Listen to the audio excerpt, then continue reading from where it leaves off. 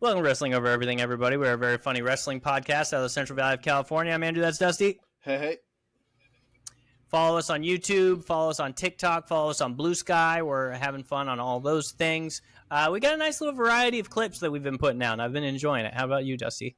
Yeah, I think so. We're trying to diversify our bonds per the Wu-Tang Clan. Bong. So you got to mix it up. We're gonna get like pillars of things that we like to post every week, like certain things, but we're really liking what we're doing right now in terms of having a variety and seeing what people like. Dusty's doing a great Mount Rushmore thing. He just did the 5 Arn Anderson matches that you should watch that maybe you haven't already. There's a lot of cool stuff, so check us out. TikTok, Wrestling Over Everything. YouTube, same thing, and Blue Sky. Just type in Wrestling Over Everything, you'll find us. It's the blue logo. And real quick. Ever look at your beer as half empty? Look at it as halfway to your next beer. Fuck, that might be the worst one.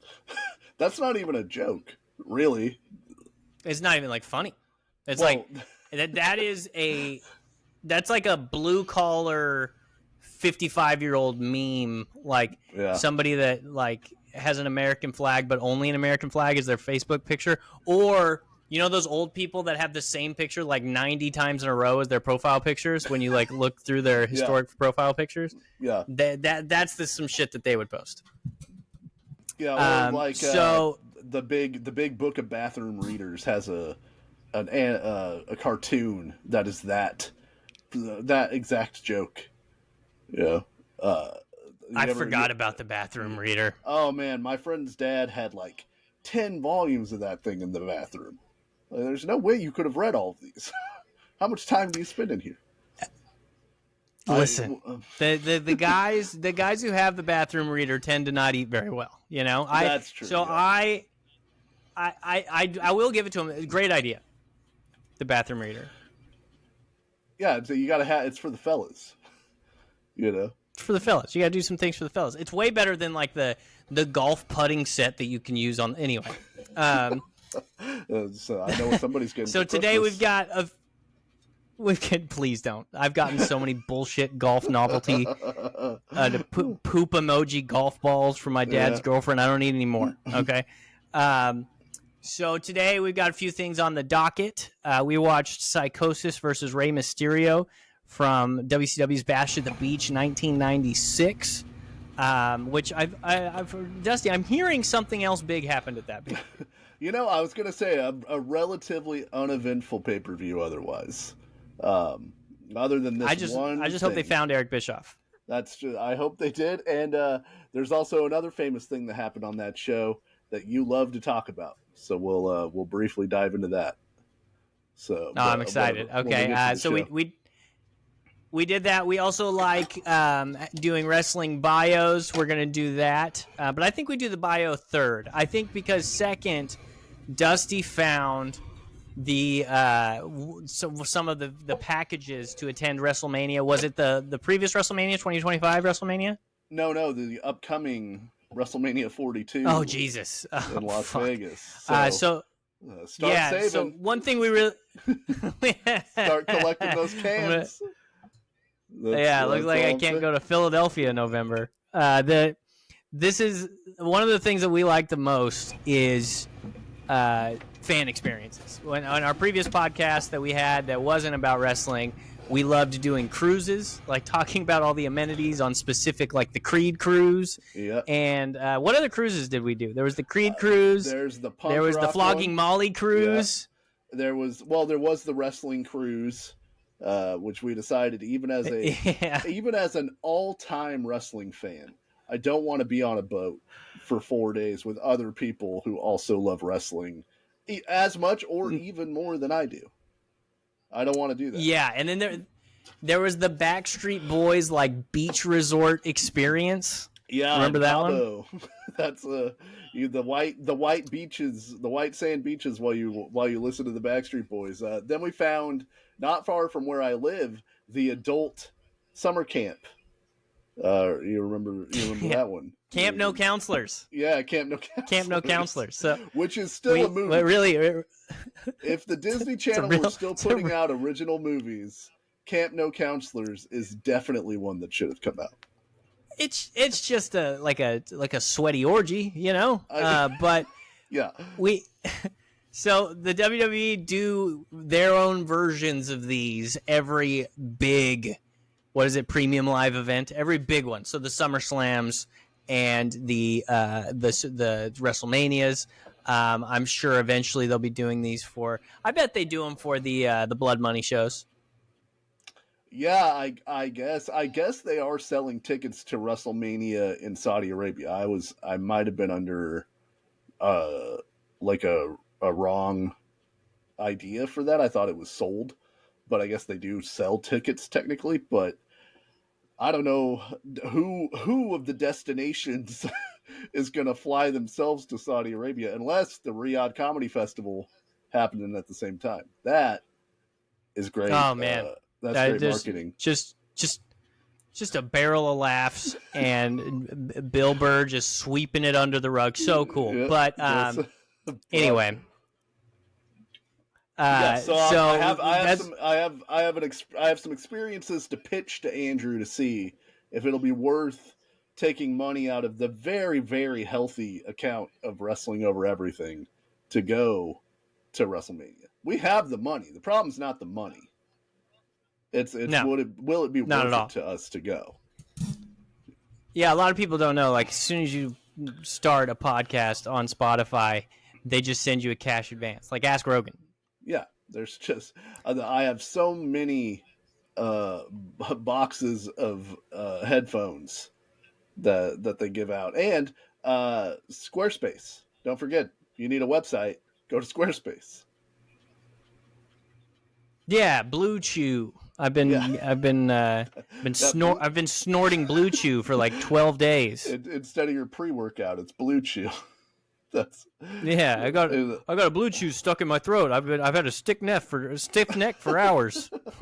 Look, if you're gonna do dad jokes, they have to come from the button. They're not allowed. Yeah. They're not allowed otherwise. I can't remember who I heard that one from. I think I can't remember that is a stolen joke. But anyway, so Bash of the Beach 1996. Dusty, do you have some stats for us on this one? I do. This is taking place July the 7th, 1996. I was, 11 years old.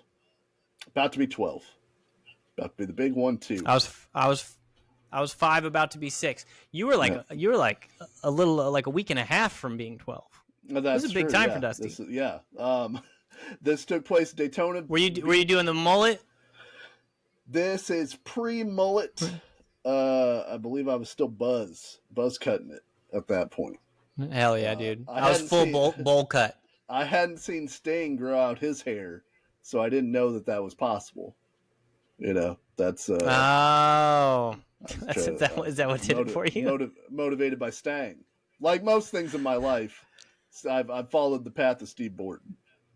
That makes sense because for me it was Lloyd Christmas. I had a bowl cut, so I just follow Jim Carrey everywhere he goes. Yeah. When you had long hair, you were in your number 23 era. You were doing that. Yeah, I was getting really existential on everybody and talking about transcendental meditation and really, really bumming everybody out. Yeah, hey, Goofy, just be Goofy. We don't need you to be smart. And just, he's just asking questions about the vaccines. That's it. So anyway, Bash at the Beach 96. Daytona Beach, Florida, at the Ocean Center. 8,300 people. The tagline, tell me if you think there's any fat on this tagline, Andrew. This is no day at the beach. No, dude, no Catch fat. That's a good one. That's straight to the thing. No. Oh, fuck. Yeah, we didn't. Nope. You gotta. Wait. So it's no day at the beach. Yep. But as one does at the beach, you need to catch the big wave. That has nothing to do with wrestling. Why like that?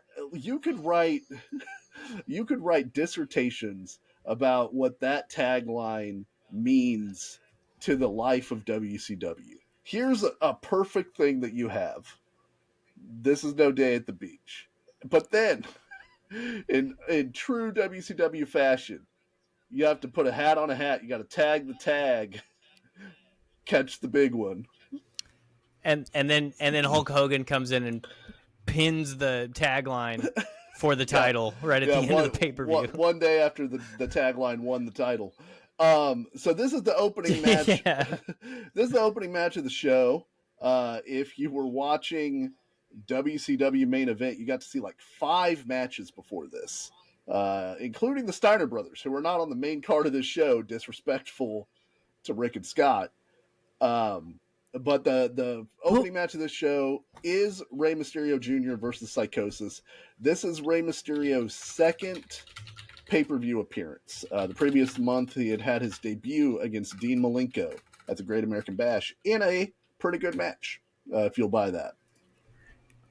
Yeah, it's a shocker. Those guys had a good match. I can't remember who it was on the broadcast mentioned it. It was like, we saw this guy for the first time against Dean Malenko, and it seemed like they were saying that it was a pretty impressive match.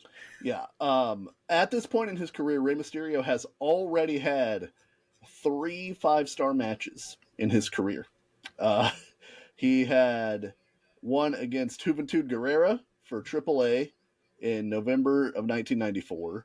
Then he had one against Psychosis, also in AAA, in September of 1995, and then in March of 96 against Juventud Guerrera again at the ECW Big Ass Extreme Bash, night 1. An ass so big it needed 2 nights. I got my copy of Gigantic Asses. And Big Ass Bashes. Shout out to Apu. But Dusty, I think you even undersold the dark matches on this card. Like, okay, Jim Powers wrestled Hugh Morris, so we don't need that. Okay, right? Sure, that'll get the people fired right up. Yeah, but you've got the Steiner brothers versus Harlem Heat. Yeah. You've Probably got been on that main show. If we look at this card, I bet we could find a spot for that tag team match. Dude, you've got I don't know Bobby Walker, for the record, hand in the air. Sure. But he wrestled Billy Kidman. We got Billy Kidman. He can wrestle. Yeah. We've got okay. we've got the Rock and Roll Express. I mean, with goddamn Ricky Morton. Not the original Rock and Roll Express, right? Like, no, Ricky Morton was in the original, but Robert Gibson as well. Yes, you're thinking Midnight Express. Oh, I thought for some reason I thought Robert Gibson was somebody. I thought somebody else was the other guy in the Rock and Roll Express. I always remember Ricky Morton. So yeah, you got the Rock and Roll Express, and then you've got goddamn Eddie Guerrero versus Lord Steven Regal. Also probably pretty good. Also probably could have been on this show.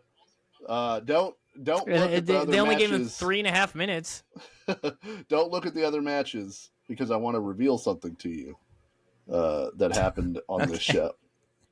Okay. So much like they always did in these early WCW Cruiserweight matches, Mike Tenay is not the announcer for this entire show, but they bring Mike Tenay in because he's the only one who knows the names of the lucha moves.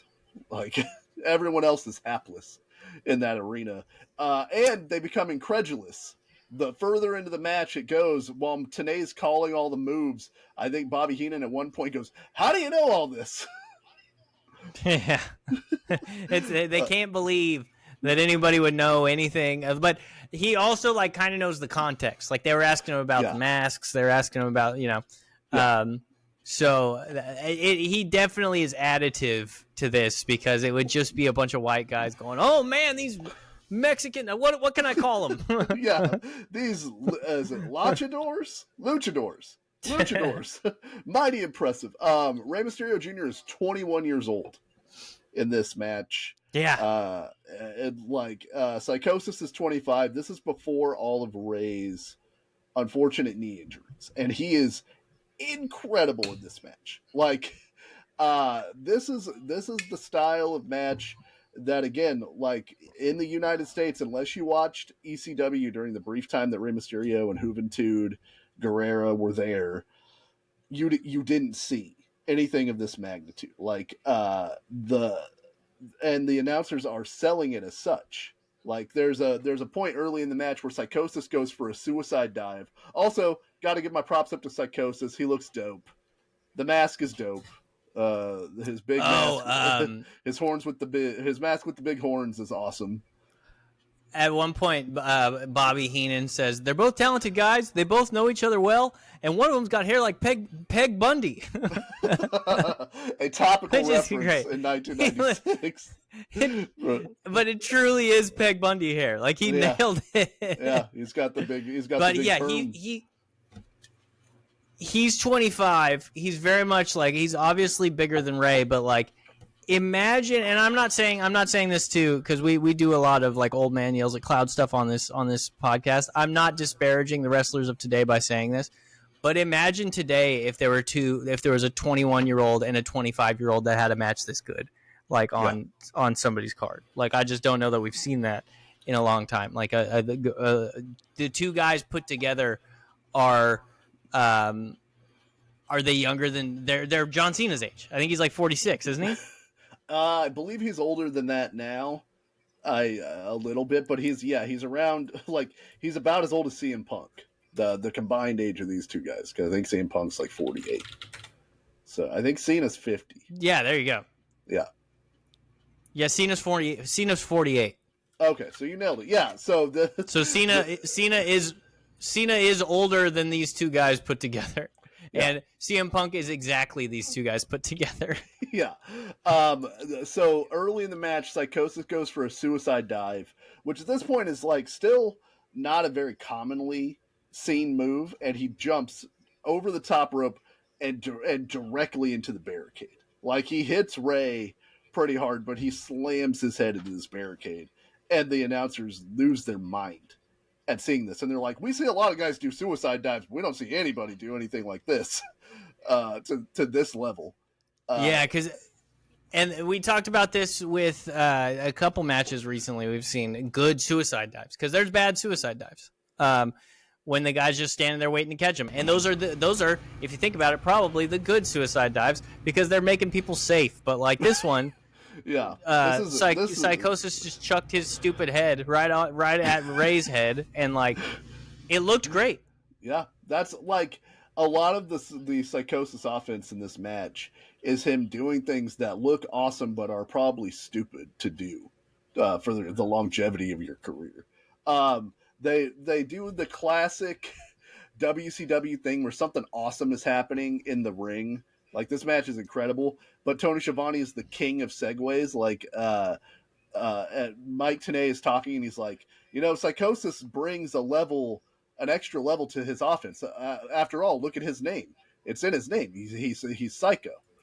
And Schiavone goes, yeah, and he's not the only guy who's psycho in WCW. Macho Man Randy Savage is also a psycho, but that's the psycho we need for the main event, for the hostile takeover. No, shut up, dude.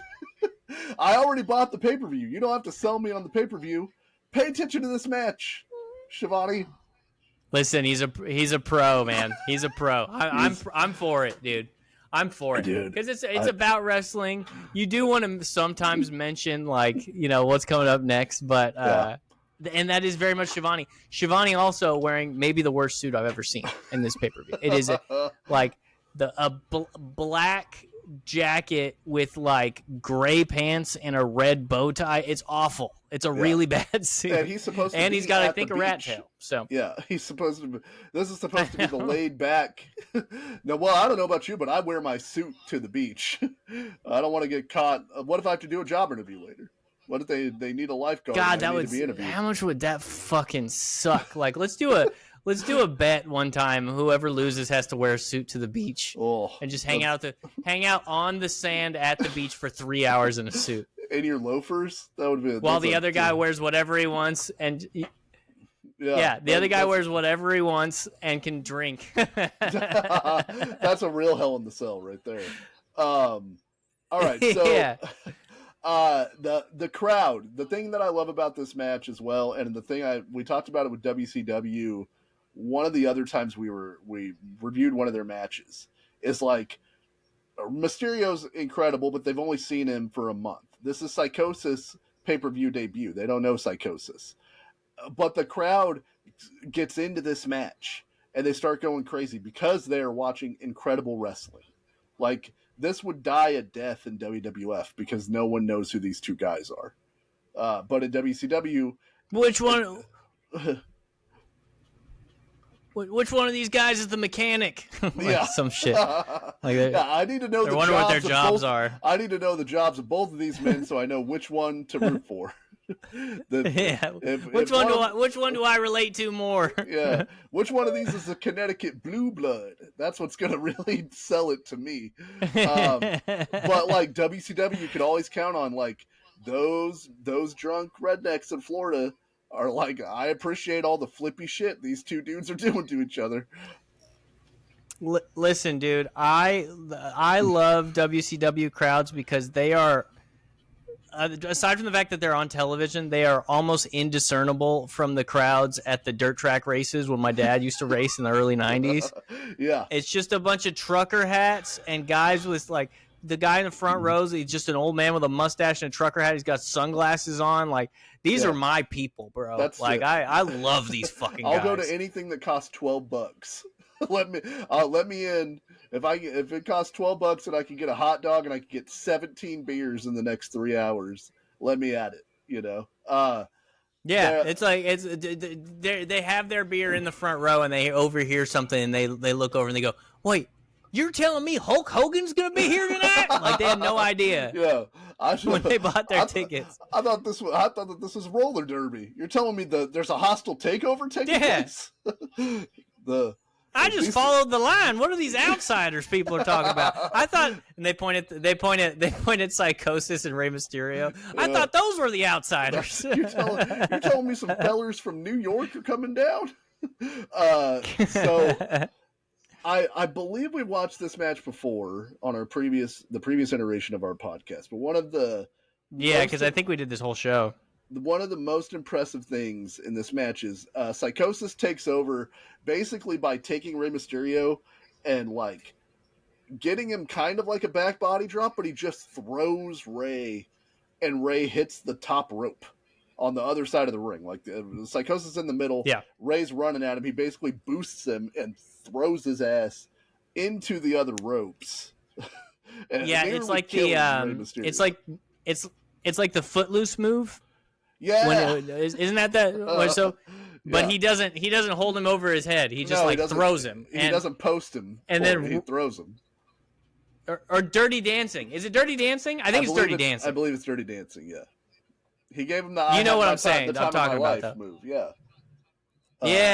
And then Rey lands on like his solar plexus. Yeah. On the top rope. It's a really cool spot. I like it a lot. And then he drags Rey to the floor and slams him, and then goes to the top rope and is like, "Well, what should I do here? What's the the best thing I could possibly do? Oh, I know. I'll jump back first off the top rope to the floor to splash Rey Mysterio with a back senton from the top rope." And he like essentially uses his heels to break his fall as he lands on Mysterio. That got a huge pop from the crowd and the announcers and looked awesome. I don't know that I've still ever seen that particular move done, because there's not a smart way to land on that one. Because why the hell would anybody do that? Right. I think there was also like in between those two spots, I think there was Rey. So Rey lands on the top rope, and then Rey, was it between those? I feel like it was between. No, I don't know. Rey is like, he's got his neck on the middle rope, and Psychosis just jumps off and basically leg drops him with his neck on the rope. Oh yeah, they're like, I mean, these guys have wrestled each other a ton. They had that 5-star match in AAA, which I've never seen, but I know they've got like their spots, you know, and I assume they know what to do. Yeah, these are like, hey, we're gonna steal the show level of intensity for this opening match. So, one of my favorite parts of this match is Mysterio. After the senton, he takes back over. He Hurricane Rana's Psychosis like out of the ring, he hits him with a Hurricane Rana, and then Psychosis is standing on the apron, and Rey climbs up on the turnbuckle and does another Hurricane Rana where he dives from the apron towards Psychosis, grabs him, and then Hurricane Rana's him to the floor, like all in one motion. Which also looked awesome. And they're like, well, that's just, he can hit that move from anywhere, and they don't know what to do because the only guy they've ever seen do it is Scott Steiner, and Scott Steiner can only do it from like a stationary position in the middle of the ring, which is still very impressive, but it's not luchador impressive. Yeah, and there's another spot where I can't remember. Rey gets a piece of offense off on Psychosis. Psychosis ends up on the apron, stands up. Rey just jumps off the second rope, over the top of the rope, and drop kicks Psychosis off the apron. Right. Like, he just Straight like up in the face. He's got something. It's like you've got. It's like I doubt this is what he did. I think he's just like, he had so many hours by then that he'd figured it out. But it's as if you could put Rey in any part of the ring, and you say, okay, the guy's standing there. Rey's like, okay, what's the coolest shit I can do to that guy standing over in that direction? Yeah. Okay, I got to jump off the second rope here, then I can drop kick him, or I could do a cartwheel and end up on his shoulders. Like, it almost seems like any position that a guy can be in, Rey can do something really cool. Yeah, and that nobody had ever seen at this point. So finally, in what seems like the smartest thing that anybody could ever do, Psychosis is over Rey Mysterio shit, and Rey goes to try to Hurricane Rana him one more time, and Psychosis hits him with a power bomb out of it. Just power bombs the shit out of him. Yeah, yeah, and he's had enough of his shit, and so then he picks Rey up and slams him upside down into the top turnbuckle. He runs from one side of the ring to the other, slams him into the buckle, sets him up on the top rope in a crucifix, essentially doing the finish to what is later the Halloween Havoc match between Eddie and Rey. He goes for what's called a Splash Mountain, which is a crucifix bomb off the top rope. Rey reverses it into the fastest Hurricane Rana I've ever seen. The fucking torque he gets on this Hurricane Rana to flip Psychosis out of it is incredible. And then he loses him like on the flip because there's so much torque, and has to run over to pin him because I think he was going to cradle him.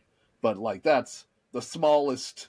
It doesn't even look like a mistake. It just looks like the coolest shit you've ever seen. And he uses that reversal into the Hurricane Rana to get the pin in about 15 minutes.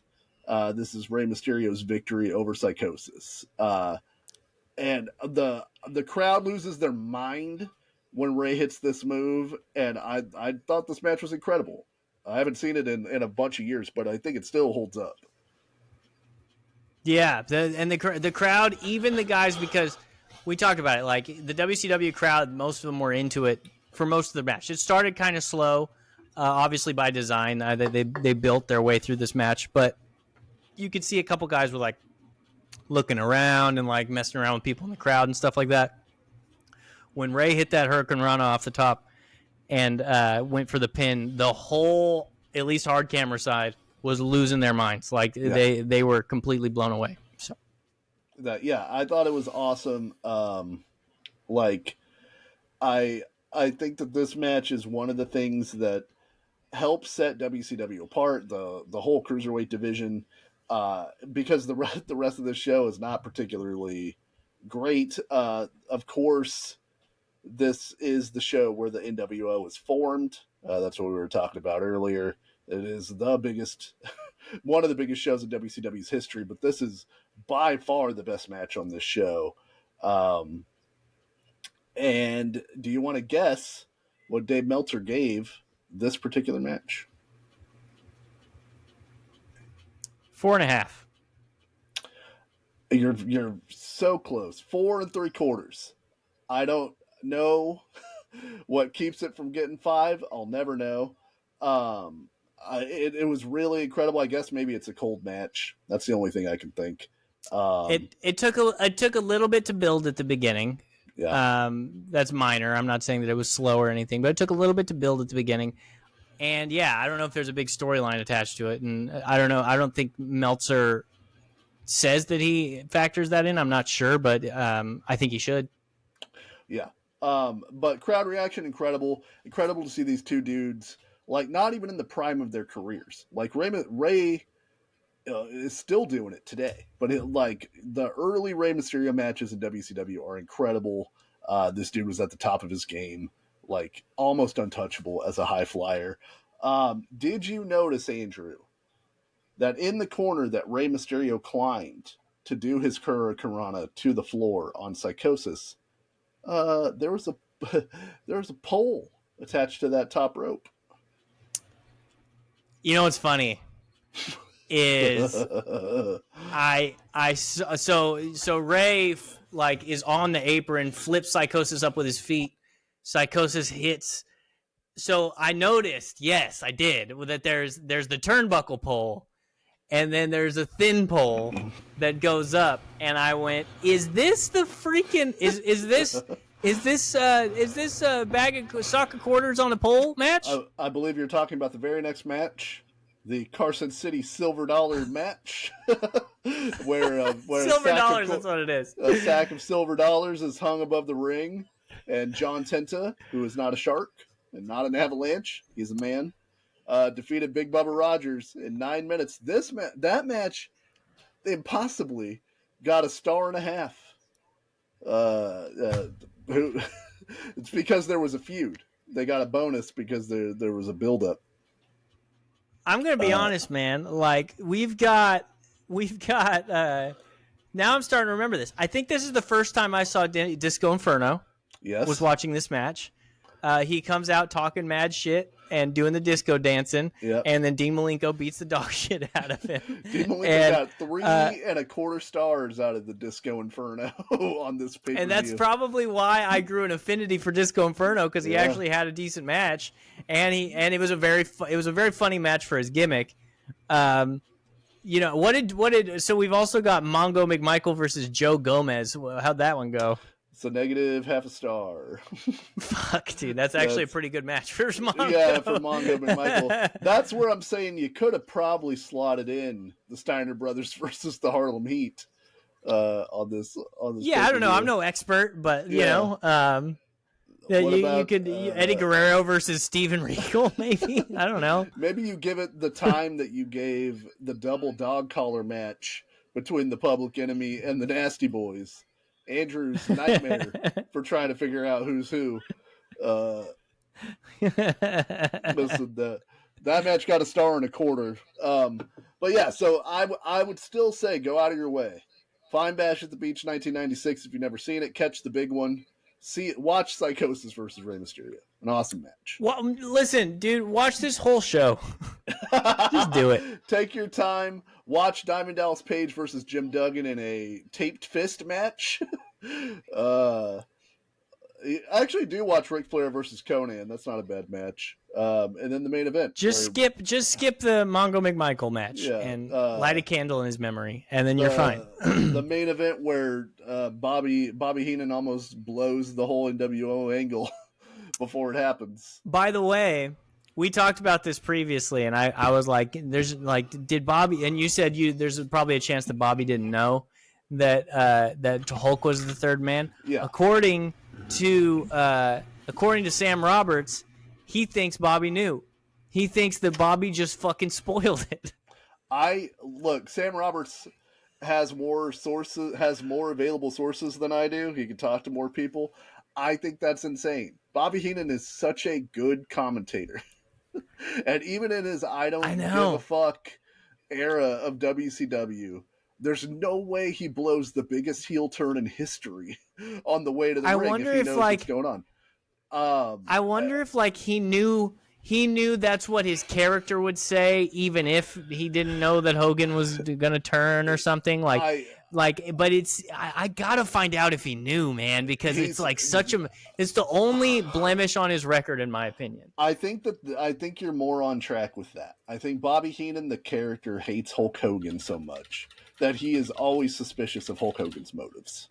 So you could do it then, and then it just turned out to be unfortunate that he did in fact turn heel, and Heenan tipped the hat to it, 5 seconds earlier. But it for anybody who's confused as to what we're saying, Okay, so according to Grok, who knows everything, Heenan didn't know, which makes me fucking happy. But let's see. There's no definitive evidence from primary sources like Bischoff's podcast or Hogan's own accounts that Heenan was informed beforehand. So this doesn't. There's. It just seems like no, they don't know if he. I'm gonna try to figure it out because I've heard Bischoff say that they didn't tell anybody. Okay, yeah, and just so everybody out there knows, when Hogan is walking in to turn heel, you don't know if he's walking in to help the Macho Man or if he's walking in. Well, everybody probably assumes that he's walking in to help Macho Man, and he's walking in and he's doing his point and all that stuff. And Heenan keeps yelling, "But whose side is he on?" Yeah. Seemingly alluding to the fact that Hogan was going to be the third man and turn heel and spoiling the whole shit for everybody. But it seems like there's a pretty good chance that Bobby Heenan didn't know. Yeah, and I hope he didn't. I think that you're perfectly on point with your thought process, which is like the character of Bobby Heenan would say that because he hates Hulk Hogan so much. So yeah, and because it's obvious it's not going to be Hulk. Right. Of course it's not going to be Hulk.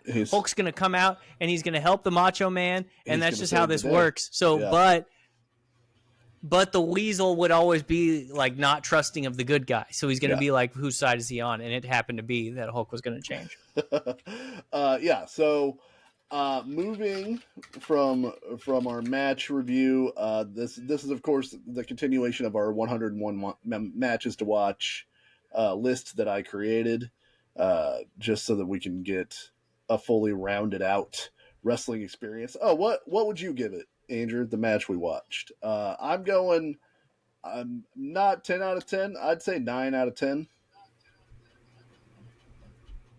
So 9 out of 10 would be a 4.5 stars. Yeah, I might agree with Meltzer here, even though I hate the star rating system. I might go 9. I might go 9.5. It's a really incredible match, especially for 15 minutes. I'm probably going 4.25. Okay. And that's still an incredible match. Yeah. Still a top flight match. I just think it started a little slow. I think the end was a little like the spots were amazing, but it was a little bit spotty. Like it was like spot and then a break and then spot, a break. Yeah.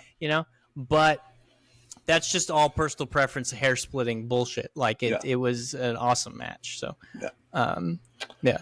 All right. Let's take a look, Andrew. This is WrestleMania Vegas ticket packages according to onlocationexperience.com. All right. The best I'm so excited. So just so everybody knows, these are always like awfully like crazy overpriced. You get some perks. You get some like stupid parties where you get to meet the Wyatt Six and shit. But you're paying $50,000, and you also I think it was SummerSlam where they said that you get an extra gift. And it ended up being a pin. Like a pin that you put on your shirt. Yeah. Not a writing implement, which I would have preferred. We talked about that. Not a pen. Yeah. Yeah, I would rather have a pen than a pin. I can tell you that. A pendant is what you got. Yeah. Look, Andrew, the best way to catch every exhilarating moment at WrestleMania 42 is with Priority Pass package from WWF's official hospitality provider On Location. All right. They offer premium seating, unforgettable fan experiences with WWE superstars, exclusive pre-show events, and unparalleled hospitality. Do we have a package that includes an entrance at the arena? Well, I will let you know. Like is that a thing that bumps it up for you? I really don't give. I mean, I think it would be funny to have one. Sure. But I don't know. I think the package that I saw, I can't remember how much the package I saw that had like an entrance down the ramp. Was because I saw that they did that for WrestleMania 40. Yeah. So they didn't do it for 39, which would have been. I don't think they did it for 39.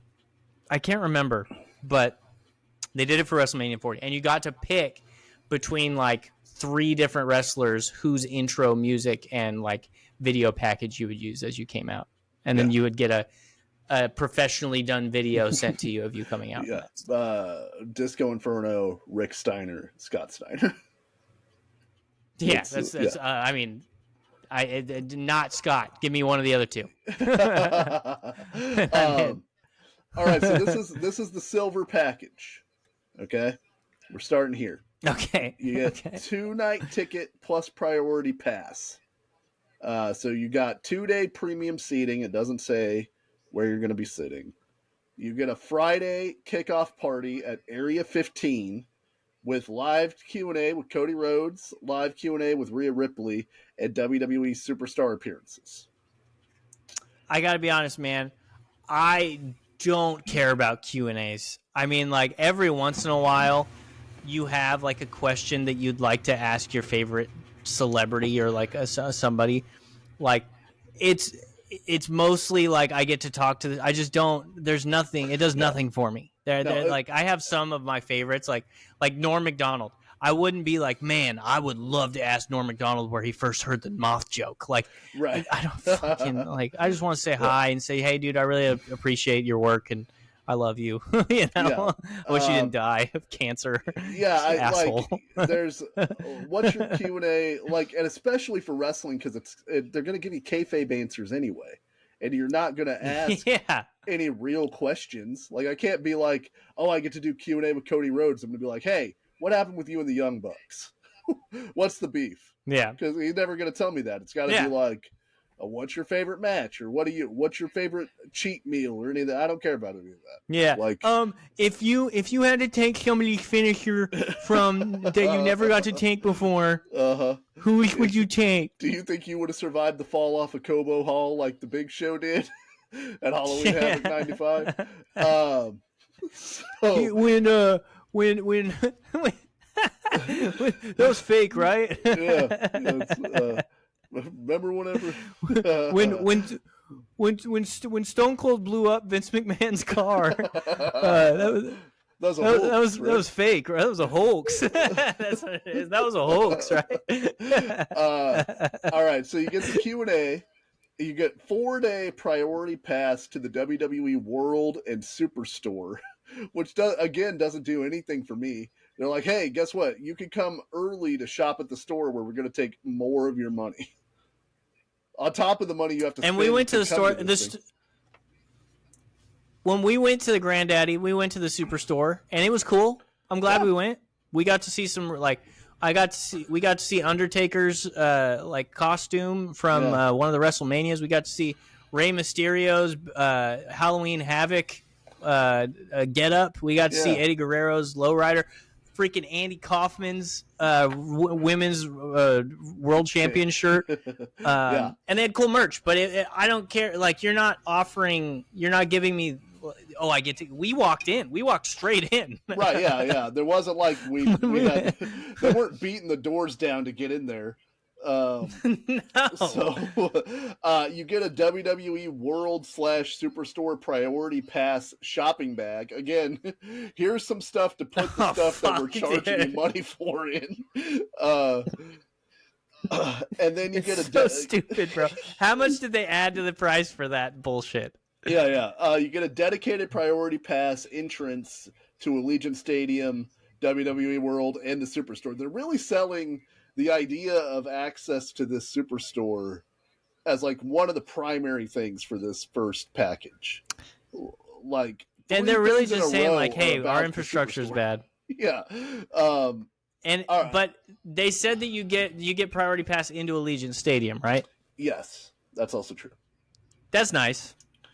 That would be cool. Yeah, I from the last event, from the fan experience thing that I read, they were 45 minutes late because of the priority pass, but that's an infrastructure issue.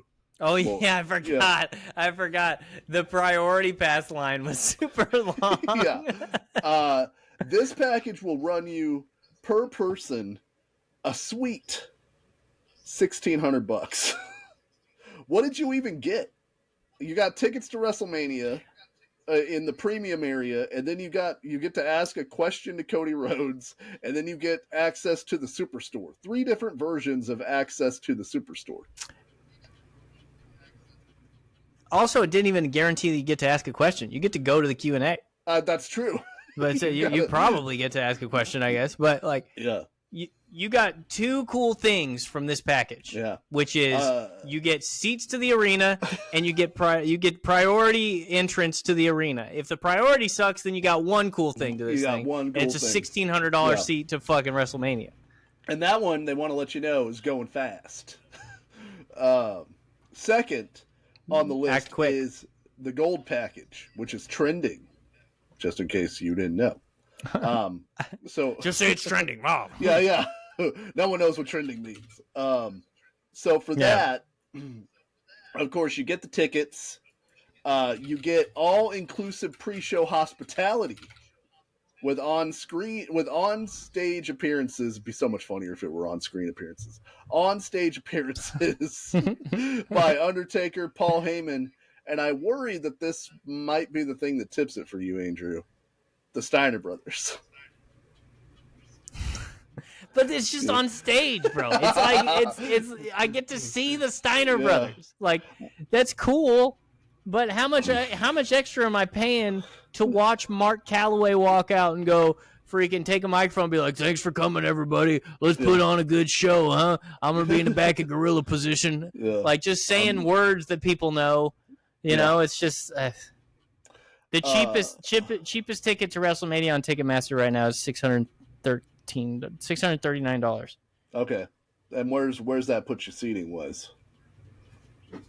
You are okay. So the Super Bowl's in Nevada and in Las Vegas. Yeah, you're like in Reno probably.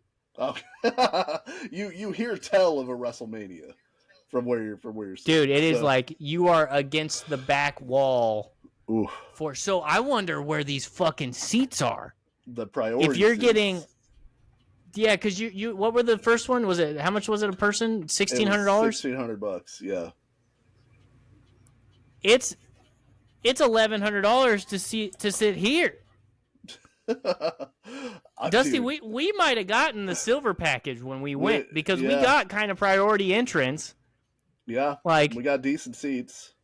I mean, above decent. God damn, how much did she pay for us to go? Jesus well, dude, Christ. The dude no wonder I haven't gotten a raise in 2 years. The dude we met at WrestleMania told me how much he paid for his seat sitting next to us, and it was obscene.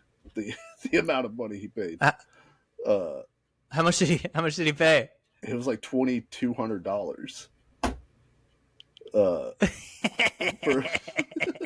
And then I had to be like, my boss for fucking all she's worth. And then I was like, my friend's boss got us tickets, so that's pretty cool. We have to bring. Yeah, I just called her and was like, hey, yeah, hey, I want to go to WrestleMania. Okay, so you get to gaze upon the Undertaker, Paul Heyman, and the Steiner brothers. You get a limited edition collector's item, which from my research looks to be the chair, which is cool. That's better. The chair's cool. Yes. It's so much better. It's infinitely better than a pen. The pin, I mean. And then you get a ring mat plaque. So I guess they cut the ring mat up, I assume, and then they like make it into a plaque for you. Not something I care about, but that's also cooler than a pin. That's cooler. At least something. Yes. The thing is, though, I know WWE, since they're giving cool things, then this is going to be obscenely expensive. Yeah. That is $29.50 per person. So they're charging you $1,400 extra bucks for. And it's probably the same seats. Yeah, you're getting premium seating is what they're calling it here. 2-day premium seating. Yeah. That's what they called it on the last one. Yeah. All right. I'm gonna run through these next ones quick. We got the championship level. Are you a champion, Andrew? God damn it, we all know I'm a champion. If you're the champ, you get added to all the previous stuff that you get. Ringside photo op at WrestleMania 42. Hey, guess what? You get to take a picture, a forced picture at ringside with someone.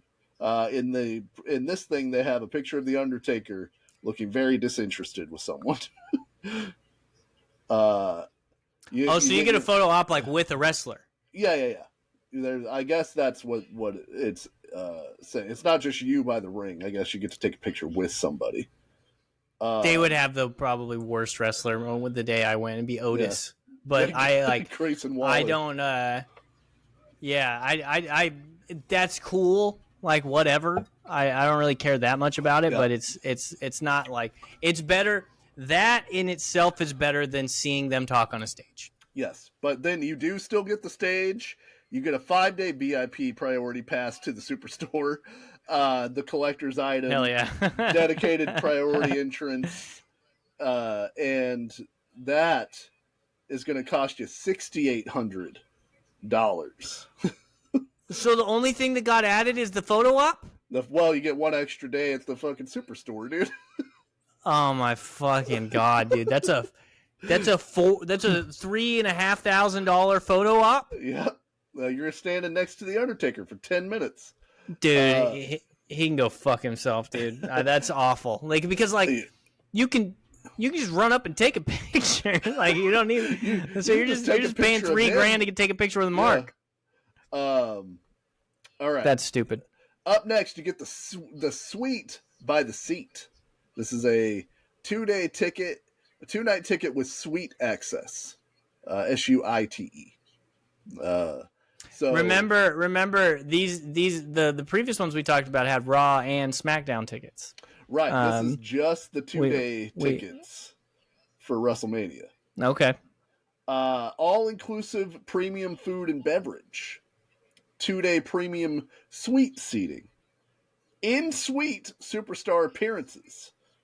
And then you get the kickoff, the priority pass, exclusive for WrestleMania 42 gift, et cetera, et cetera. So, and you get dedicated suite entrance at Allegiant Stadium.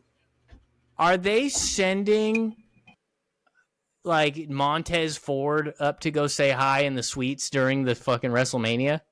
I assume that's what happens, or it's like Grayson Waller or one of like Kofi Kingston will come up there and be like, "What up?"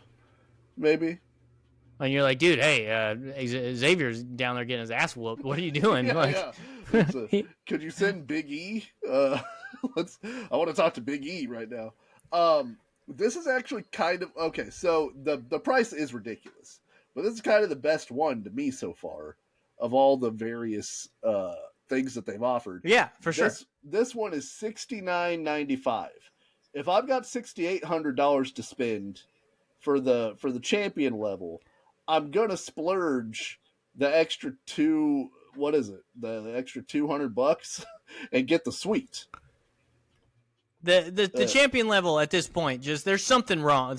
They fucked something up with the champion level here. Like there's like that price is wrong, or they like forgot something, or like if I'm paying, I think the price is wrong, because if I'm paying $6,800 just to take a picture with Mark by the ring, when I could have a suite with all inclusive food and beverages and get and then somebody comes and says hi in the suite. Yeah, they're sending a guy to the suite. I take a picture with that guy. Guess what? I've already got my photo op. I don't need it. All right. So the ultimate, the elite experience, special experience. It's the highest level package they have. 2-day premium row 2 floor seating. So now you're on the floor. You're in the second row. That's pretty good. That's awesome, yeah. You get an on-stage plus in-ring photo opportunity at WrestleMania 42. You get the superstar walkout experience on the WrestleMania stage.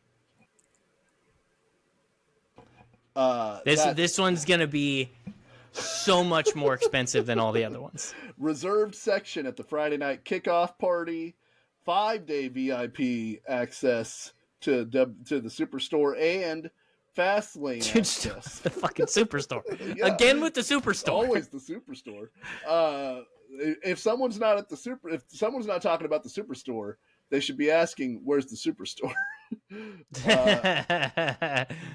Premium WrestleMania 42 Elite gift, expedited entrance and dedicated priority pass, elite concierge service. All right. How much do you think this costs, Andrew? This is at least. Now I think this is at least $60,000. Package $7,000. I think this one's at least $60,000. You're greedy, my friend. You should talk to the head of TKO to get that price up. A mere $37,500. 37. For some, the reason that I said I went to 60 is because I thought the ones that we had previously were 40 for like SummerSlam or I can't remember which one it was, and those didn't include the ring entrance. And I figured they'd charge you $10,000 for that ring entrance. You're blood from a stone, my friend. You're trying to. No, I expected it to be a ripoff. Yeah. Hey, your mic turned down. Did you hit a cord or something? I might have. How's that? That's better, yeah. Okay. Oh, I think they found something for me. I can't believe this. Oh my God. I clicked over and it has add-on experiences. You can throw an add-on to your WWE experience. Okay. A la carte. A la carte, yeah. For $395, you can go to Superstar Brunch. Location TBD. So you get premium brunch buffet and specialty cocktails, superstar appearances, exclusive souvenir, WrestleMania 42 ticket not included. Maybe I go to Vegas. I just go to brunch. I wonder if with one of the wrestlers. Go to the Superstar brunch. Yeah, hope I hit it off with one of the dudes, and then maybe they let me into WrestleMania. You know? Yeah, dude, I'll sit in the Twisted Tea section. Yeah, easy. Just let me in. There's 2 sessions for brunch, just so you know, in case you missed the first one. Now here's the big fan experience. I hope that they didn't set the price for this. I'd be very disappointed. There is a watch a match with The Undertaker and Mick Foley. You can watch the Hell in the Cell match with The Undertaker and Mick Foley.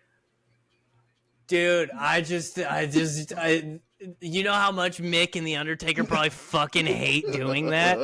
And you get to, you just have to sit there and be like, hi. And then, like, did that hurt? Yeah. Did that one hurt, Mick? Like, the cage wasn't supposed to break like that, right?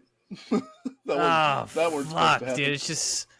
It's just so sad, man. How much is that? When you hit that table, were you, by God, broken in half? I'm just curious. Yeah. How much do you think this would cost? It is 4 figures. I'd pay. Just so you know. Yeah, of course it's 4 figures. I went to $1,000. That's where my brain went. Okay. It was $1,000. $5,995 to watch the Hell in the Cell with Mick Foley and The Undertaker. If I'm ballparking it, I believe the Hell in the Cell match is 16 minutes long. If I remember correctly. So the math on that is gonna hurt. If you're talking per minute that you're paying to watch the Hell in the Cell match with them, that's gonna be a pretty penny. Can I just watch the first 5 minutes where you get thrown off the cage? I'll pay you for that. Yeah, can I get it prorated? You just go off the cage and then we say bye and you sign my Santa hat. 17 minutes 38. God damn seconds. it! Just why? Because why do people like? Dude, that is just the star fucking is just that would hurt my feelings if I found out that someone I knew spent that much money to do that. Like, let alone all the money you would spend on the specialty bullshit to go to WrestleMania. If you were like, "What'd you do this weekend?" Oh, actually there was an event where you could sit with the Undertaker and Mick Foley while they watched the Hell in the Cell. I'm like, "Oh, that's pretty sick. How much did that cost you?" $6,000. But yeah, unbelievable. That's by and the way, they didn't seem to enjoy it. No, there was no food, and the Undertaker wouldn't tombstone me at the end. I asked him. Yeah, there's no way that's gonna be like, they're nice guys, so like they're gonna pretend, but like I just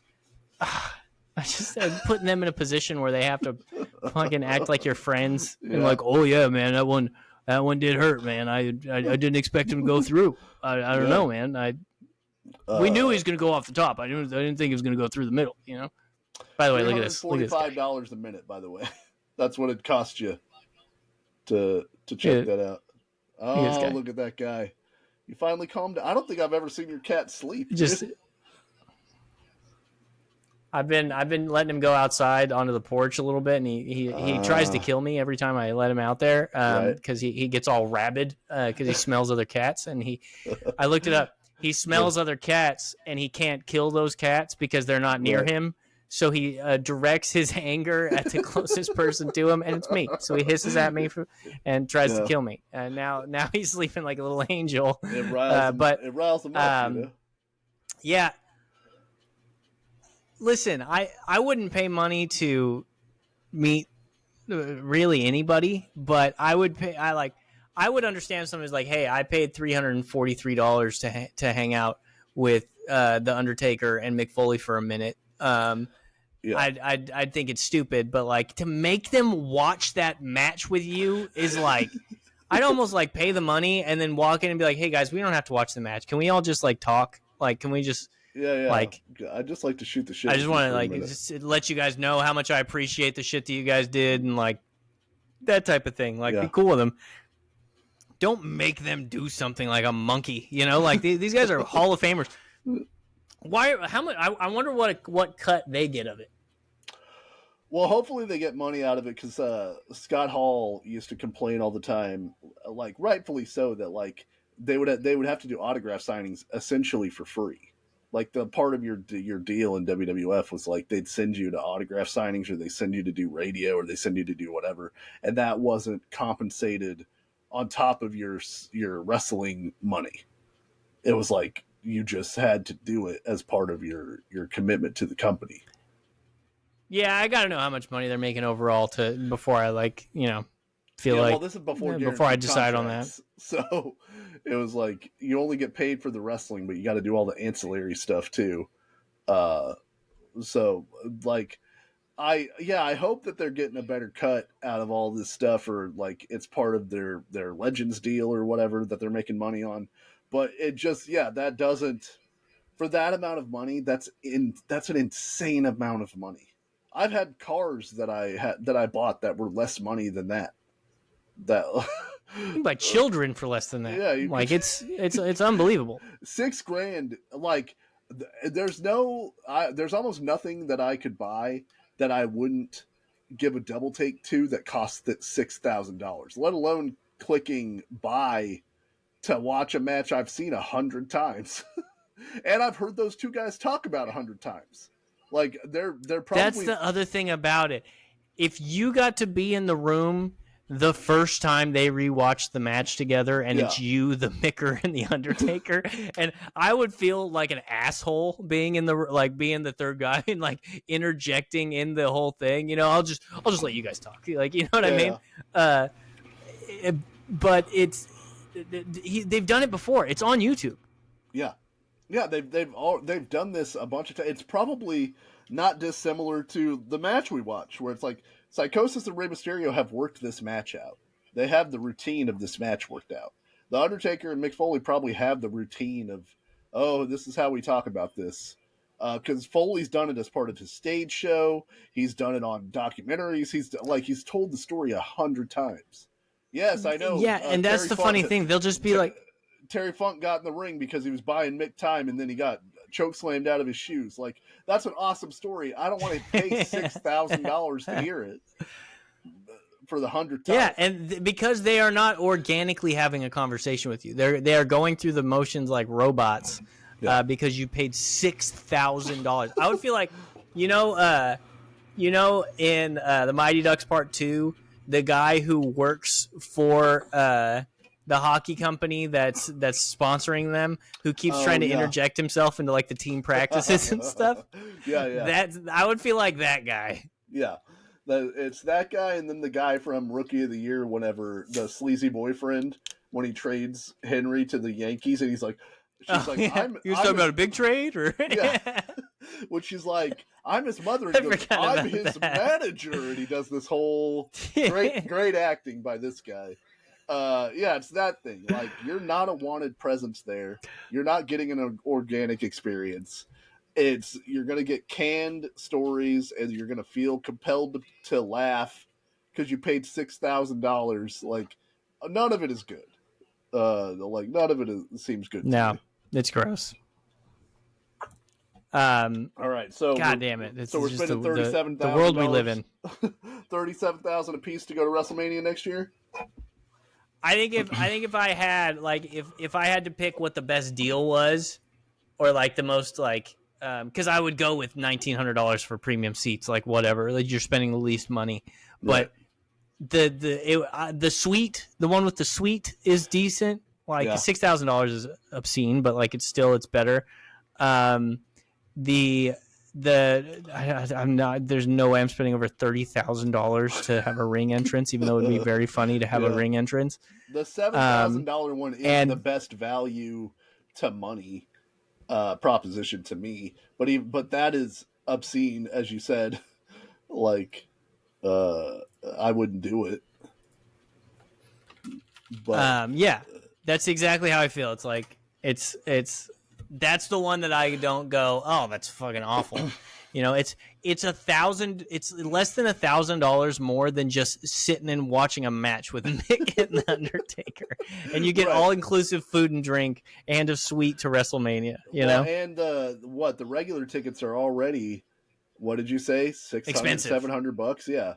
So that's for the worst seats too. So you get suite seats. Yeah. Which I don't know how much just like buying a seat in a suite at WrestleMania would be, but I'll try to find that. But anyway, it's like 2 tickets.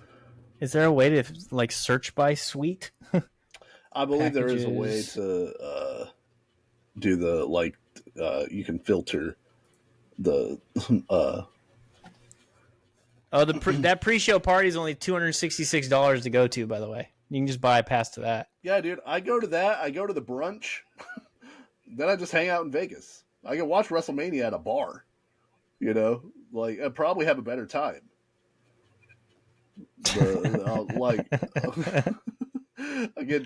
go.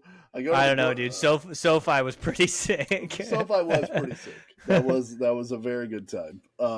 That moment when Kevin Owens and Sami Zayn won the tag titles and the whole crowd was going nuts. But then remember, sick. We had to get out of there. We had to take that Uber. Had to find that Uber. took 3 days, and we met some dude. Shout out to our Uber driver from there, though. He was a good guy. He was playing his music that he makes in his Uber, which was very funny. I forgot about that. Shout out to that guy. His own Russian rap music that he had made. It was Russian rap music. Because you complimented it. You were like, this sounds good. And he's like, this is me. And it was like, oh, okay. So you just do that so that you can tell people. I was like, get the fuck out of here, dude. Yeah.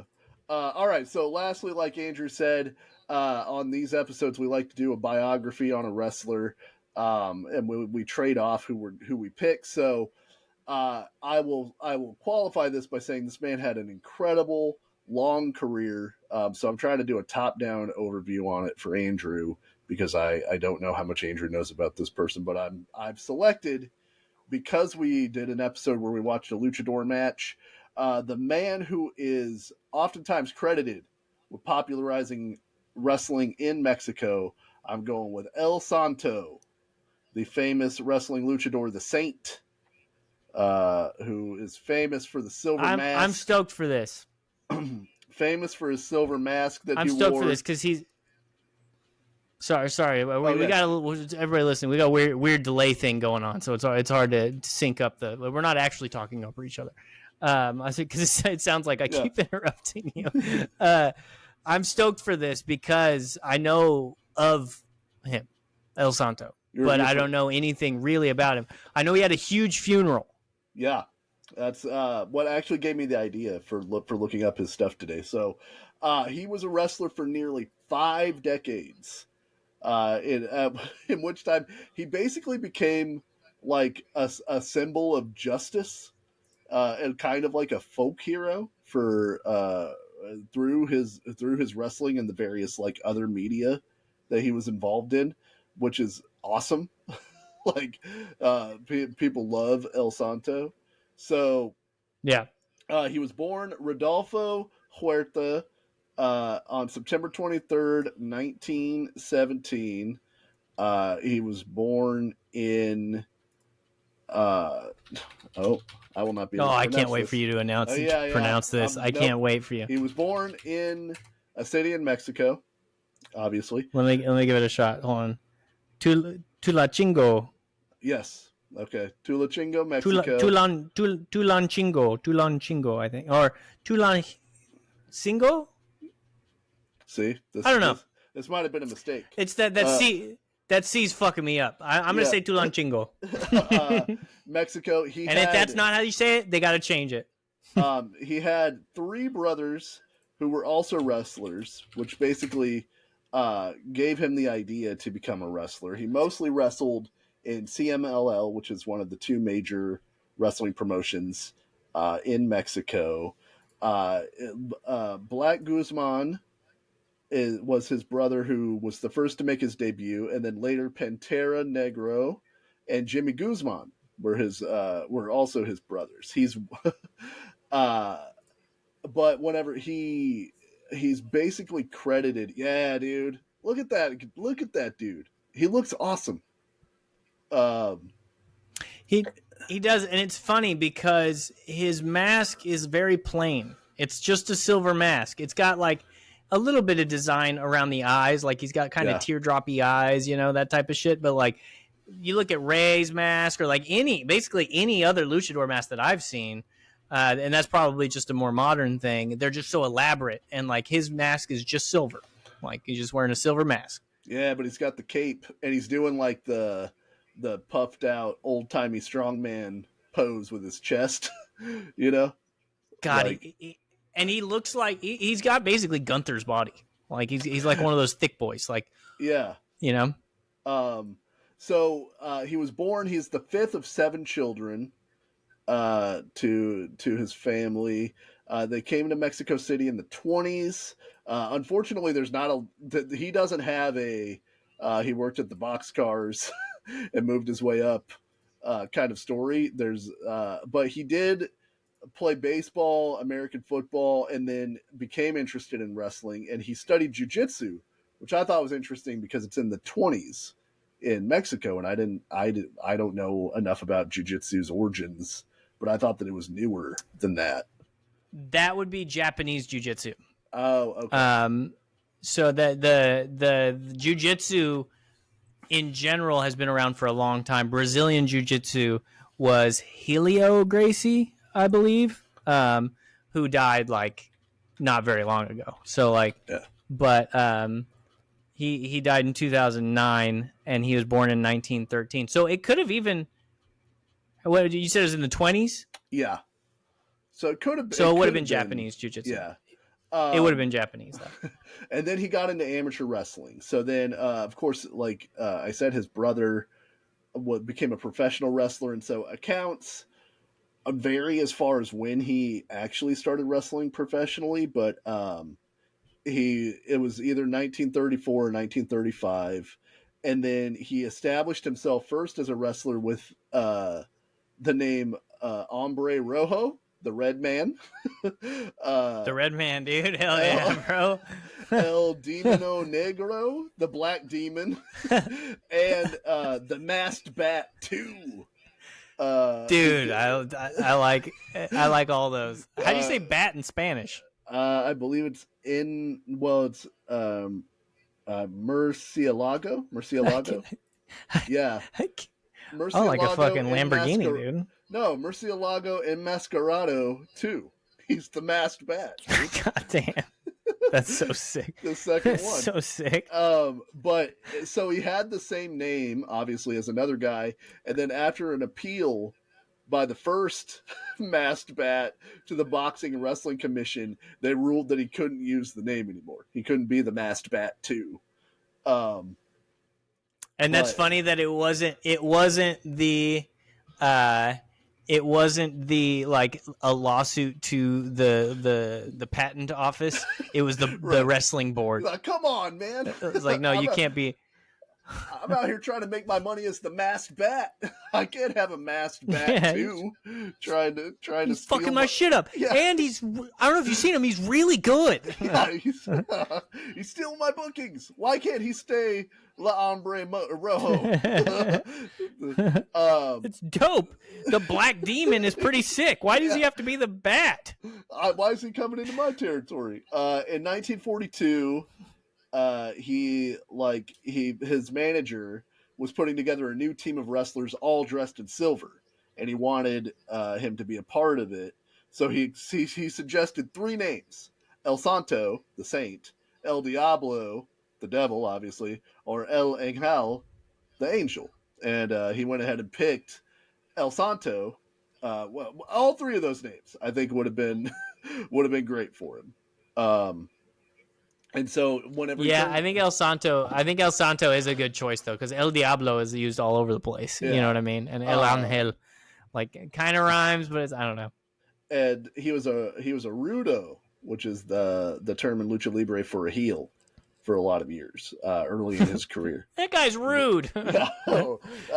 So he wrestled in Arena Mexico for the first time when he was 24 as El Santo, and then later he would simply be known as Santo, because there's no Masked Bat 2 problem with El Santo. That's just Santo. Yeah. So he, like, basically that's where he found his style was once he became El Santo. So he in 1952 started the rivalry with one of his main rivals throughout his career, when he fought a tag team known as Los Hermanos Shadow, which is also an awesome name. The Blue Demon and the Black Shadow, the Brothers Shadow. And El Santo beat and unmasked the Black Shadow in the ring. And once he did that, that created Blue Demon decided to not be a heel anymore. The babyface antics of El Santo, his virtuousness, caused a heel to turn babyface. Blue Demon turned from his wicked ways because of how I don't want to be bad anymore, man. I want to be good. I want to be good like Santo. So the Blue Demon turned babyface, and what happened to Black Shadow? When you got unmasked in those times, were you like in exile, or would you have to like change to it? You just wear a different mask and you're just a new guy now. That might be the case, or you just wrestle unmasked. Orange Shadow now. I'm now. I hear La Hombre Rojo is free. You could go ahead. What if he became the Masked Bat 3? Don't you dare try to do that, man. Murcielago, Mask of the Tres, you bitch. He's just ready to fucking throw down. So Santo and the Blue Demon, that's his main rival throughout his career. And they basically were both baby faces. So they would have like a friendly kind of series of matches. And then eventually the Blue Demon defeated him in 1952 and 1953. And then later they appeared in movies together. But the rivalry was never really over because Santo doesn't squash the beef. You know, once he's upset, of course, he's upset for life. Was Santo the biggest guy in Mexico in 52 and 53?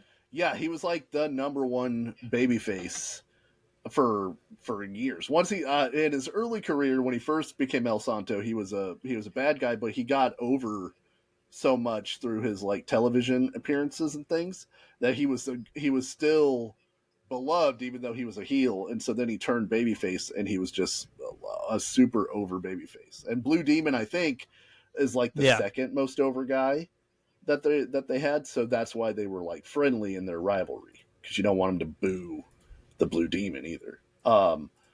Santo was. I feel like I'm gonna pull up a picture. I feel like I've seen the Blue Demon before as well. Yeah. Look at that guy. I mean, that fucking guy. I think I might have had an action figure in Blue Demon because I was at like a swap meet and it was just like, well, that guy's a wrestler, so I'll buy his action figure. Look at his arms, bro. Yeah, they all had that like just body a big shape. Fucking guy. Yeah, like all the 100%. Old luchadors were just like barrel chested, like big dudes. So El Santo never took his mask off, like most luchadors. But even like whenever he was at home, apparently, like hanging out with his friends, he still never took his mask off. The like he didn't want to. He didn't want to risk it at all. Yeah, it said even in private company, he would not remove his mask. And whenever he flew, he would make sure to take different flights from the wrestlers that were also part of his promotion so that he could, because he had to take it off at the customs, like the customs counter. He couldn't fly in the mask. So he would but he would make sure to take separate flights from the other wrestlers so they never saw him without his mask on. That's crazy. Like that level of kayfabe is awesome. And it's like, that's, the level of commitment to all, because his mask is cool. It couldn't have always been fun to have that mask on. Dude, it had to be such a, like, not to where, like, that mask made you a lot of money and, like, all that stuff, but, like, God, that must be so annoying to have to wear a mask all the time. On Sloppy Joe night, that mask is a tough ask. Like, companies coming over. Oh, 100%. Tacos? It's gonna be tacos? You kidding me? It's gonna be a rough night. So by the early 80s, Santo had decided to slow down his in-ring activities to lead to his retirement. So he actually did a farewell tour that he announced in 1982, like John Cena's doing now. Like he did 3 events in 1982. And in one of those matches, in Mexico City, he teamed up with El Solitero and defeated Villano 3 and another wrestler. And after the match, the heels picked up Santo onto their shoulders, and he received, praise from the sold out crowd. Like, this was like a huge deal. And he ended up beating in 2 of the matches. He beat his opponents, and then in his last match in 1982, which was right before his 65th birthday. So this dude wrestled till he was 65 in a mask, and was still booking him in. That's crazy. He actually teamed up with Gory Guerrero, Eddie Guerrero's dad, who came out of retirement to reform their tag team in his final match. And so they and he took on another one of his biggest rivals, Paraguayo, who also had a son who was a wrestler, and then he won his last match and retired as a hero. So, like, in his last 3 matches, Santo does no jobs. He's the hero. You can't. You gonna have Santo lose his last match? You kidding me? And in his retirement tour, he used that to help introduce his son. He had 11 children, and only one of them became a wrestler. His son Jorge was the next generation, and he became El Hijo de Santo, who later feuded with Eddie Guerrero. Like, they formed a team, and then Eddie turned on El Santo's son because he said that Eddie's dad was always the bigger star, and El Santo held down Eddie's dad, so he wasn't going to let that happen to him. No, nobody's sacred to Eddie Guerrero. No, I saw a guy in the gym the other day in an Eddie Guerrero shirt, and I went up and fist bumped him. yeah, I was like, the GOAT. Hell yeah. Yeah. So after his retirement, he in 1984 he was a guest on a talk show in Mexico, and then without warning he took his mask off. Like in the middle of the interview, he just took his mask off, showed his face so that he could say goodbye to his fans. As like the only case of him ever removing his mask, and then he actually died from a heart attack like the next month in February. So like I don't know if he knew that things were going bad for him or if he just wanted to say goodbye to the fans, but that's like, less than a month after he unmasked for the first time, he passed away. What if that mask was keeping him alive? It's like Bane. The mask has the mask. It's Iron Man's chest. Yeah, he's actually his body's learned to adapt to the breathing in the mask, and now he can't breathe without it. This says he can't breathe too much oxygen. This says that Santo died at a hospital from a heart attack during a stage show he was putting on. Was he putting on a stage show in the hospital? That's interesting. I would think fucking so. Fucking guy never turns it off. No, he just couldn't stop. No, he's on all the time, and they're like, "Take the mask off," and he's like, "I won't do it." And they're like, "We saw your face last month." He's like, Romeo, Romeo. Where are you, Romeo? Hey. Hey. So he was in accordance with his wishes, he was buried wearing the mask. The mask that could have that was keeping him alive. Posthumously. All the powers of the mask. He's trying to get a buzzer beater in. Yeah, all the powers of the mask go with him. 10,000 people attended his funeral, which was among the largest in the history of Mexico, including the Blue Demon and Mil Mascaras, who was another famous lucha wrestler. Was the Blue Meanie there? It's possible.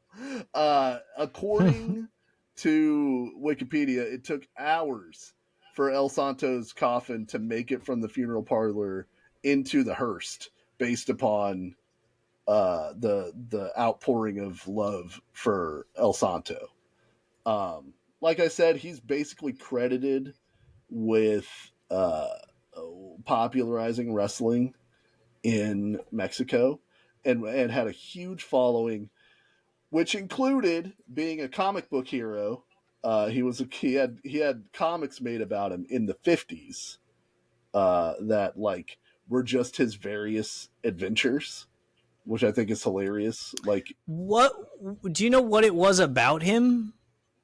I don't know. Everybody loved. It was I think maybe it was. I mean, I'm assuming the advent of television had a big thing to do with it, and he was just like he was so pushed that he became a beloved figure. Like, I don't know necessarily. Maybe he was. It doesn't say that he was like incredibly charismatic or was an incredible wrestler. I think he was both of those things, but I mean, I'm not seeing anything that's like, his athletic prowess, signature moves like the tope de Cristo, the something of Christ. What does tope mean? I think it's a dive. The dive of Christ. Christ dive. That's the. I hope it is. Christ's dive. Yeah, dude. Or top of Christ. I bet it's like arms out. You know what I mean? Like the crucifix. Yeah, for sure. Dive, yeah. That looked like that. Yeah, I think it might have just been. He was like the first mainstream luchador, and he looked like a superhero, and so it was like he was their guy. In a time of social and economic challenges in Mexico, El Santo represented hope and moral integrity. His underdog victories and unwavering commitment to never removing his mask resonated deeply, symbolizing honor and mystery. So it seemed like it seems like a Jeter situation where it's like everybody just respects how he goes about things. Yeah. But also it's like a Beatles situation where like it's like early mass craze TV where like everybody has access to everything, and like, it's just the perfect storm that turned this guy into a star. Yeah. That's sick. In 1952, there was a comic book started for El Santo that turned him into like the most popular character in Mexican literature for however many years. Like that, it's crazy. There's 4 volumes that ran for 35 years. So this comic ran from 1952 until after his death. It ended in 1987. So they were the continuing adventures of El Santo. That's sick. And then he had cartoons. But I want to talk about one of the things that I love the most about luchadors and like the culture of wrestling in Mexico is you can become like a movie star in Mexico, even as a luchador. Like El Santo starred in at least, according to Wikipedia, 53 movies between 1958 and 1982. And he wore the mask in all of them. And it was like, sometimes it was like a Scooby-Doo situation. It was like him and the Blue Demon teaming up against whatever evil was out there. Is the mask part of the storyline, or is it just a regular movie, but the guy's wearing a mask? I think he's like Batman. He just wears the mask, but he is El Santo. Like he's not a different guy. He's the pro wrestler / whatever else. So like some titles from El Santo's filmography that I think are very funny is El Santo versus the Evil Brain, Santo versus the Infernal Men, Santo versus the Zombies, also known as Invasion of the Zombies, and that's one of his movies that was dubbed into English, was Santo versus the Zombies. They're all versus Santo versus the Diabolical Brain. Santo and the Treasure of Dracula. Yeah, Santo versus the Vampire Women, which is one that's probably pretty good. Hell yeah, dude. Santo in the Wax Museum, I'm not exactly sure what the threat is in that particular film. That might just be a nice time. He's just posing. Yeah. I'm seeing here the Boondock Santo. And the Boondock Santo 2, which is not as good. All Santos Day. All the bros in Mexico love that one. They're getting Veritas tattooed on their face, on their hands. I like Santo versus the Ghost of the Strangler. Not the Strangler. He's already been dealt with, but the Ghost of the Strangler is something that El Santo has to take on. That's a formidable opponent, is the Ghost of the Strangler. I mean, he's already a strangler. It's going to cause a lot more problems than just the Strangler. He had a cameo appear. Oh no, the Strangler! I thought I got rid of you. Not the Strangler. We have terrible news for you, Santo. I thought you were. No, but he was dead. The Strangler is dead. Es muerto. We've terrible news for you. We believe it's the Ghost of the Strangler. No, ¿por qué? Maybe that is the. No me gusta. Yeah, I was gonna say maybe that is the catalyst for Bumblebee Man. Is like, I mean, it's Mexican soap operas, but also Bumblebee Man versus the zombies. Yeah, he had a cameo appearance in Blue Demon versus Satanic Power, which is again just perfectly. Hell yeah, dude! Like, not a particular guy or a particular Satanic Power, just in general, he's taken on Satanic Power. Santo versus the Riders of Terror. I wish I still had a movie podcast. Yeah. Santo in the Vengeance of the Mummy. Santo in the Diabolical Axe. AAXE. So that's giving Like, that's giving attributes to the axe. The axe itself is diabolical. It doesn't even need a god. La Venganza de la Llorona. Jesus Christ, dude. He made the best movies of all time. He also, of course, him and the Blue Demon fought Dr. Frankenstein. They didn't fight the monster. No. They're just beating the shit out of some scientist. Yeah, they read the book Frankenstein, and they understood who the real monster is. You know, that's the question that book is asking. Yeah, they're fighting the real monster. Yeah. Santo versus the She-Wolves. Santo versus Blue Demon in Atlantis. They sold out Atlantis, dude. You know that's a sellout in Atlantis Arena for Santos versus the Blue Demon. I like Santo. Yeah, only Santo and Dane Cook in 2000. Only Santo and Dane Cook in 2007 have ever sold out Atlantis. Yeah. I like Santo in Operation 67. Again, ultimately very vague. What's happening? I don't know. It's the 67th time they've tried. These movies are so sick, dude. Dude, there's Santo versus the Martian invasion, and he's just got. Hold on. I gotta see if I can make this bigger.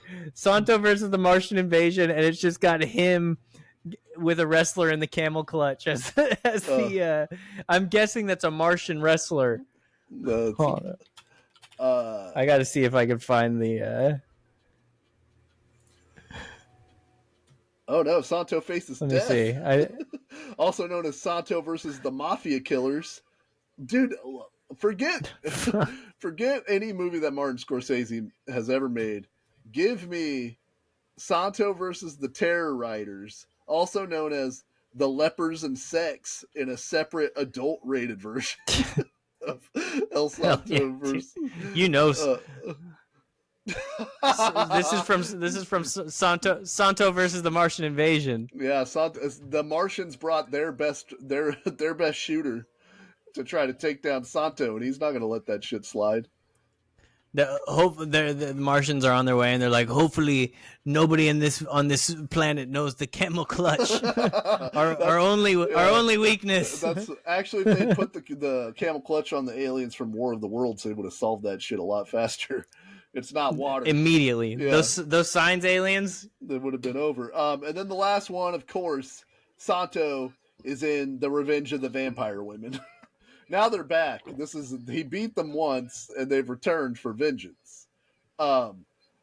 He just a huge movie star for 30 years or something. And then eventually, it worked for all the luchadors. They were all in movies. Blue Demon's in movies. Mil Mascaras was in movies, and then those fell out of popularity. But they were just low budget, fun. Listen, man, fun movies. The Hulkster made movies. The Rock made movies. Yeah. We got the Marine. If you're a top star in the business, the Marine 2. You got to make movies. So. That's El Santo in a nutshell. Again, there's a lot more to dive into there, but I wanted to give an overview. We stand a legend. We love El Santo. I got to see if I can find one. I'm big El Santo guy. I got to see if I can find one of these Santo movies. To guarantee that there's at least one on YouTube. Be somewhere. I would be down to do a. We watched an El Santo movie. Yeah. Oh, there's a famous episode one that they did for Mystery Science Theater. So I know that there's one that you can watch. And I can't remember which one that is, but I saw it earlier, and I could have named every one of those. El Santo versus the Evil Brain is such a good idea for a movie that the title sells itself. There is Santo and Blue Demon versus the Monsters with English subtitles is on YouTube. Well, I know what I'm doing later. Let's see. Santo versus Dr. Death. Steve Williams? Yeah. Terry Gordy makes an appearance in that movie. El Santo in Invasión Extraterrestre, la última película de El Santo Enmascarada de Plata. The longest movie title of all time. An hour and 21 minutes on YouTube. The Mystery Science Theater one on YouTube is Santo, El Santo and the Treasure of Dracula. So that's one you can watch from 1969. Dude, hold on. You got to hear the music during this fight scene. This is from Invasion Extraterrestre.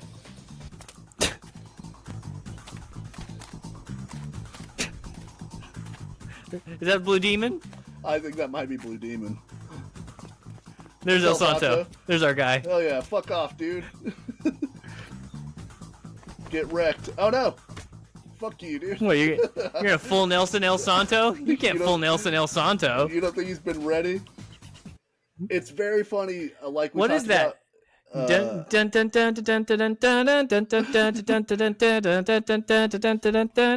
almost. Y'all ready for this? That's what. That's okay. That's where my head's going. I was thinking the Mortal Kombat song.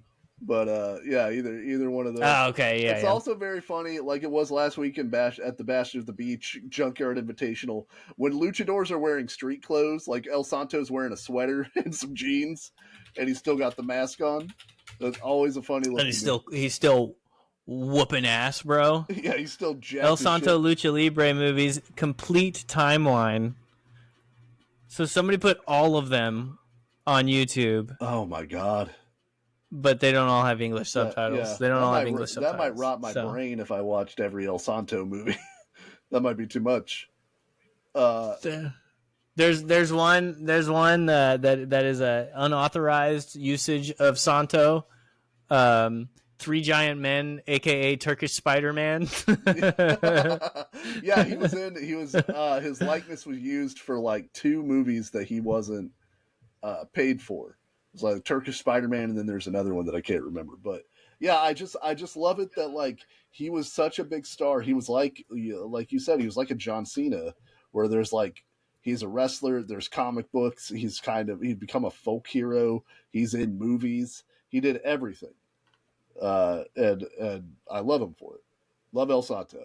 It's almost like even more just like The Rock, where it's like, because The Rock's done all this other stuff as well. He's done TV. He's like, it's funny, like this Smashing Machine movie completely bombed, but from what I'm hearing, it's like maybe the best The Rock movie ever made. So it's like, it sucks that like people only go watch his shitty movies.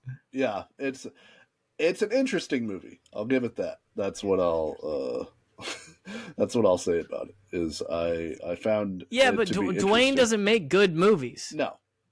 So like if this still might be the best movie he's ever made, except for Be Cool, you know. But nobody listens to me about Be Cool. Oh, he was in Jesus Christ Vampire Hunter. That's the other unauthorized movie. Hell yeah, dude. Hell yeah, dude. All right, so that's it for this episode. We appreciate everybody who listens. Thank you so much.